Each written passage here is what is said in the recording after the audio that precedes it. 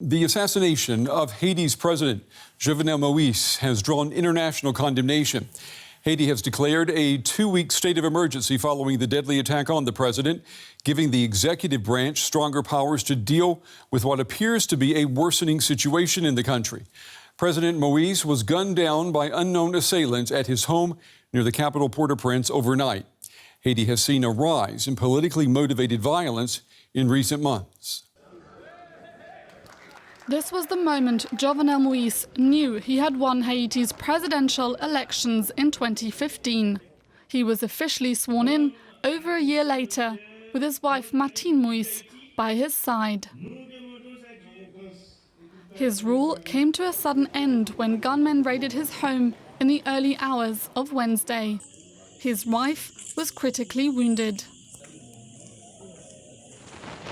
Streets in Port-au-Prince have emptied out following the assassination. The international airport was closed. The government has declared an emergency. We have decided to declare a state of siege in the country. I share the sorrow of the president's wife, who happened to be with him the evening of the attack. We ask for people to stay calm. We appeal to the intelligence of Haitians in this difficult time.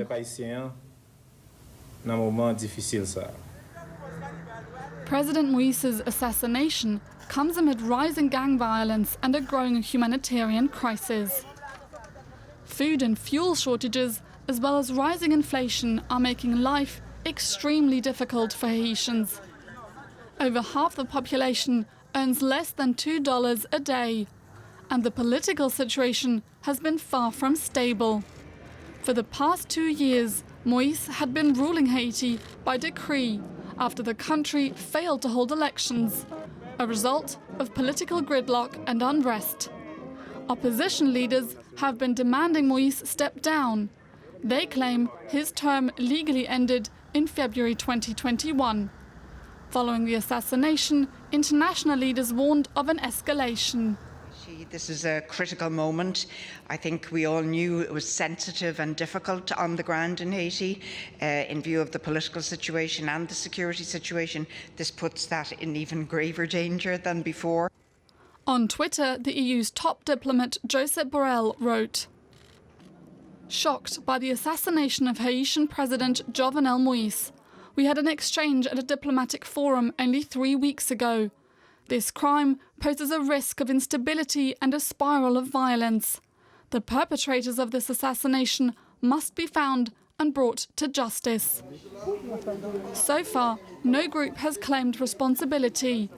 The attackers and their motives remain unknown. Well, for more now, I'm joined by Pierre Richard Midi. He's a freelance journalist from Haiti. Pierre, it's good to have you on the program.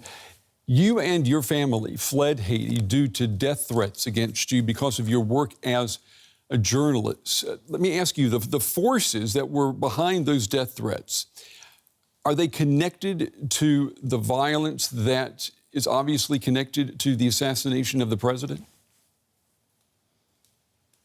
Thank you very much for inviting me to speak with you about the situation in Haiti connected to the assassination of the president of Haiti. To answer your question, I used to cover corruption and political events in Haiti, and I start receive tweets because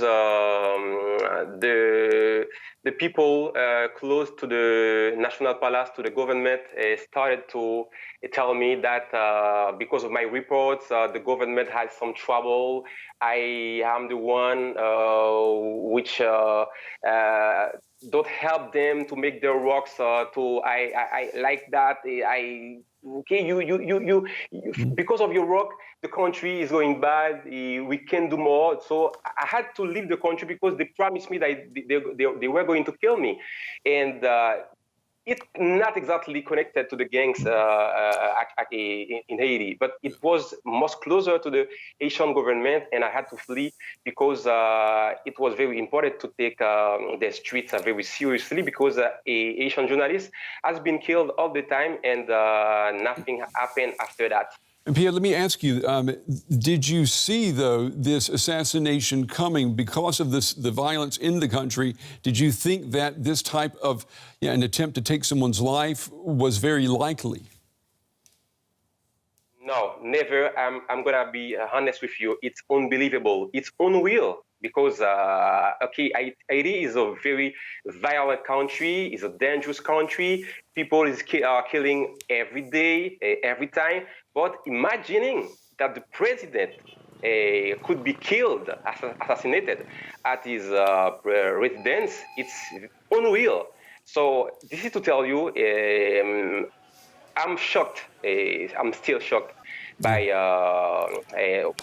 what's happening today in my country.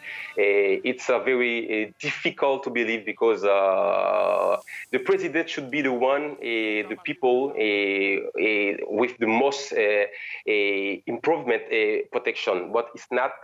That's the way to tell to the world, to show to the world that Haiti is a very dangerous country, and everything can be happening in that country.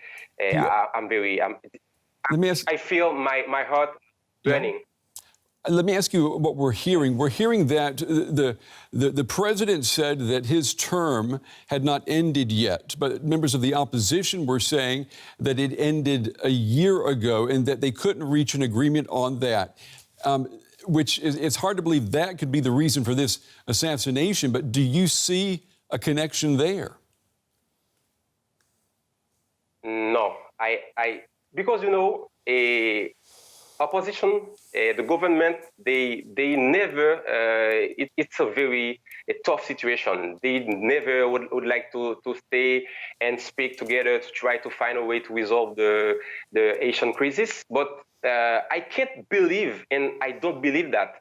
I think there could be a very deep investigation to know exactly why the Haitian president has been killed, has been assassinated. Okay. I don't believe, I don't trust that there are some kind of connection between the.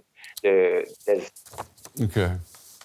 Well, we will find out, and we will wait to see too if there will be an investigation. Journalist Pierre Richard joining us tonight. Pierre, we appreciate your time and your insights. Thank you.